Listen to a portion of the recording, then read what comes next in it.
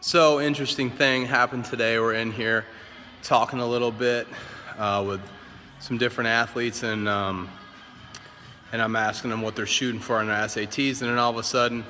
one of the parents is like, "Yeah, I figured, if we can get her to get a 1400, should be good."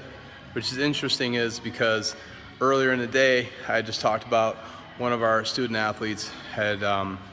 really bumped up her score and gotten above a 14, and so it's just kind of interesting, like kind of the tribe consciousness, or the people you hang with, or the people you're surrounded with. Like when their consciousness goes up, you kind of are kind of pulled up with it often. And I think people, they forget about that, and so they talk about like you're kind of like the sum of the 5 people that you surround yourself with the most, or you hang out with the most, or whatever. But I think, that's just an example of that happening. And then you have, we were talking a little bit about the social side of sports, and by that I meant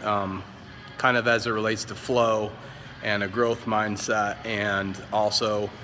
in addition to flow and a growth mindset, talking about the side of it that relates to law of attraction and kind of creativity and stuff. And so we were talking about, it's interesting, you see it a lot in baseball, and we have a few of our guys that come in that are pitchers, and they'll sit here and talk about like, just being creative with the way that they're throwing their pitches, and what if they change this or they change that, hand placement, leg drive, kick, the angle at their spine, their release point, things like that, how like they can impact their outcomes. And so just sitting down and thinking about that creatively, or you see it sometimes in wrestling, and obviously in other sports, like, hey, what if I did this differently? What if I tweaked this? And then just sitting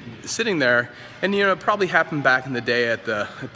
beauty shops or the barber shops, and because I remember going with I believe my grandfather before, and they'd be talking about boxing or whatever, and they'd be talking shop, and without that, kind of social media is that way now, but